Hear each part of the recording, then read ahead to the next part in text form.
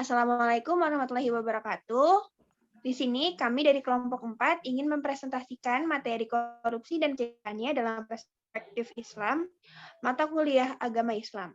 Boleh next slide. Di sini kami ada lima orang. Yang pertama ada Beni Boyke, terus yang kedua ada Dindra Perlia Kusnedi, yang ketiga ada Anggun Setiawati, yang keempat ada Nabila Novarani, yang kelima ada Nia Ernamawati. Boleh next slide. Pokok-pokok bahasan yang akan kami bahas, yang pertama ada korupsi, yang kedua ada upaya pencegahannya, yang ketiga ada motif-motifnya, yang keempat ada ancaman perilaku korupsi dalam ajaran Islam. Boleh next slide. Akan saya berikan selanjutnya akan dibahas oleh Beni Boyke. Boleh next slide.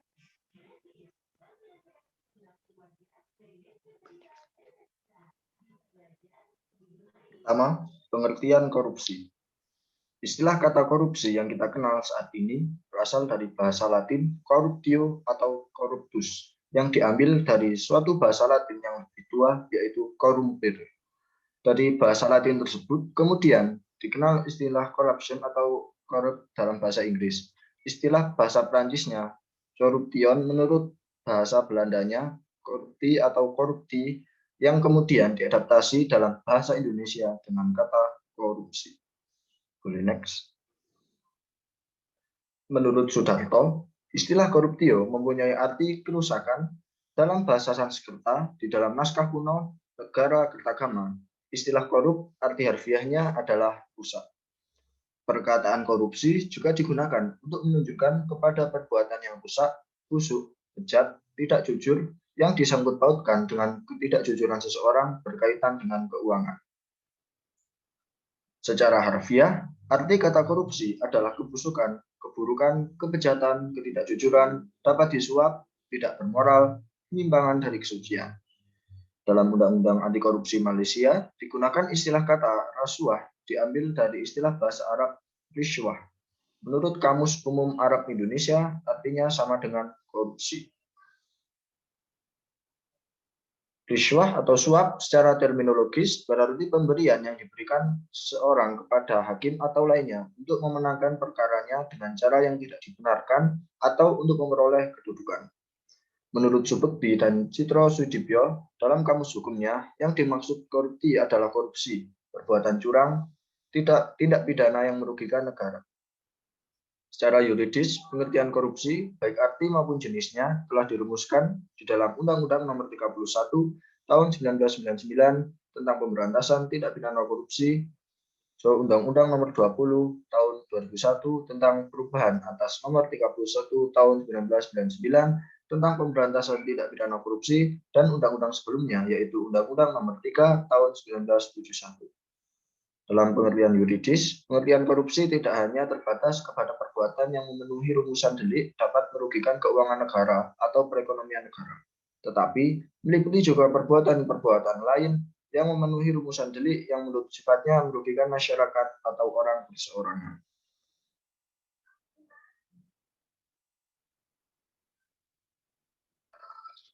Ragam korupsi. Alatas dalam buku karya Khairuddin Syaiful Ahmad Dinar dan Syarif Fadilah yang berjudul Strategi Pencegahan dan Penegakan Hukum Tindak Pidana Korupsi, mengembangkan korupsi menjadi 7 tipologi, yaitu sebagai berikut. A. Korupsi transaktif, yaitu korupsi yang terjadi atas kesepakatan di antara seorang donor dengan resipien untuk keuntungan kedua belah pihak. B.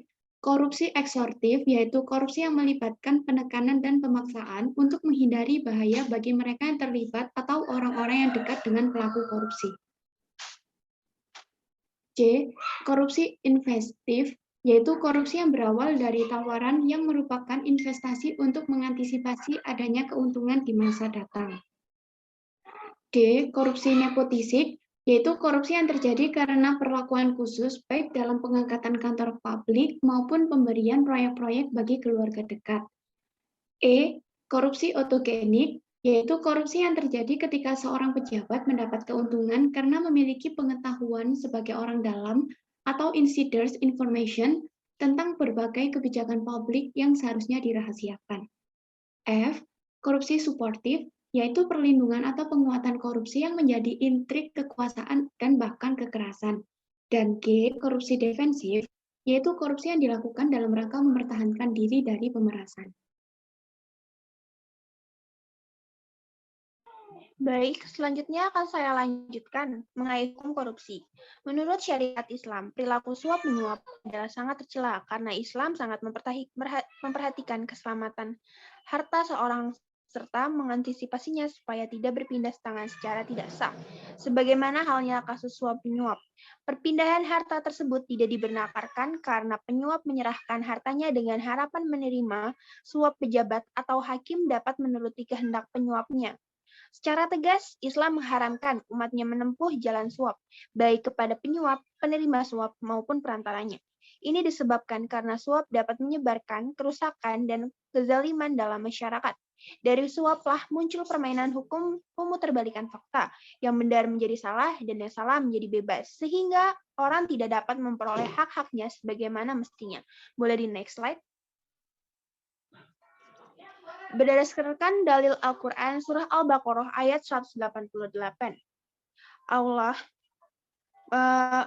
menjelaskan bahwa wala taqulu amwalukum bainakum bil batili wa tudalu biha ilal hukami litaqulu fariqam min amwalin nasi bil ismi wa antum ta'lamun. Dan janganlah sebagian kamu memakan harta sebagian yang lainnya di antara kamu dengan jalan yang batil, dan janganlah kamu membawa urusan harta itu kepada hakim, supaya kamu dapat memakan sebagian daripada harta mereka, orang lain dengan jalan dosa, padahal kamu mengetahuinya. KS Quran Surat Al-Baqarah ayat 188.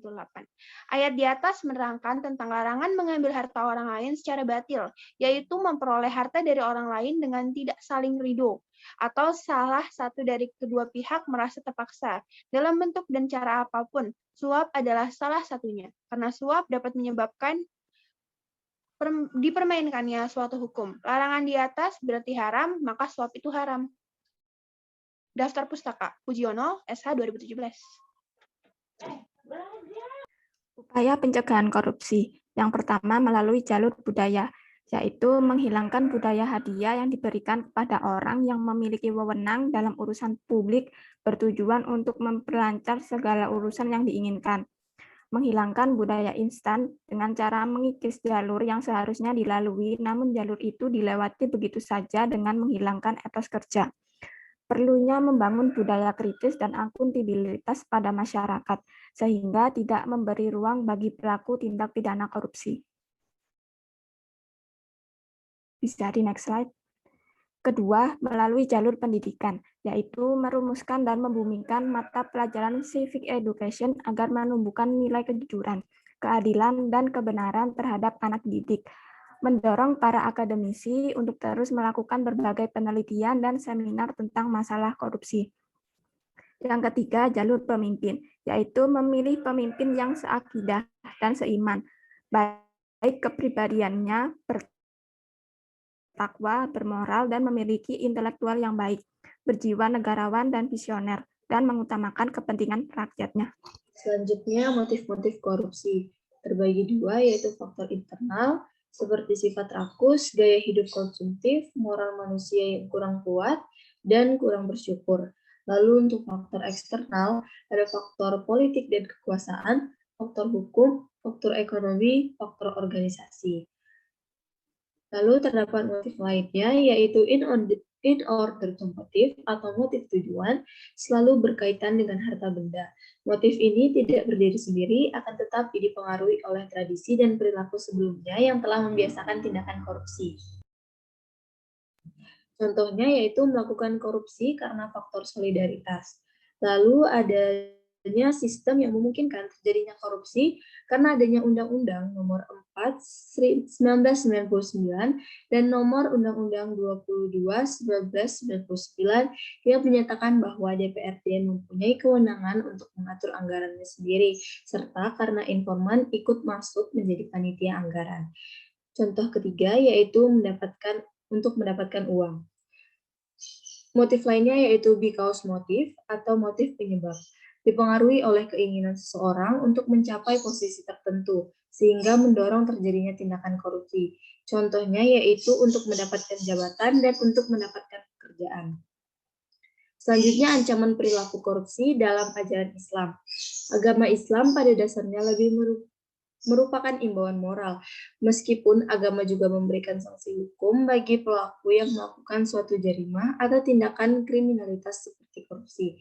Ancaman hukum itu umumnya hanya berlaku di akhirat kelak, yaitu penghakiman Allah Subhanahu wa Ta'ala. Dalam literasi kajian Islam klasik, korupsi tidak ada bab tersendiri yang membahasnya. Ada 8 istilah yang bisa dikaitkan dengan tindakan pidana korupsi, yaitu yang pertama, ghulul atau penggelapan, kedua, riswah atau penyuapan, ketiga, ghasab atau mengambil paksa harta orang lain, keempat, khianat, kelima, syarikah atau pencurian, keenam, hirabah atau perampokan, ketujuh, almas atau pungutan liar, kedelapan ada al-ikhtilas atau merampas dengan tipuan. Tidak semuanya sesuai dengan tindak pidana korupsi. Lalu ada 6 jenis jarimah yang bisa dihubungkan dengan praktek korupsi yang terjadi di Indonesia, yaitu ghulul atau penggelapan, riswah atau gratifikasi, ghazab atau mengambil paksa harta orang lain, khianat, syarikah atau pencurian, dan hirabah atau perampokan. Hukum pidana mati yang tertera pada Undang-Undang tentang Korupsi dalam kajian hukum pidana Islam masih mengalami perdebatan hingga sekarang. Sekian hasil presentasi dari kelompok 4. Apabila terdapat kekurangan dan kesalahan, mohon dimaafkan. Assalamualaikum warahmatullahi wabarakatuh.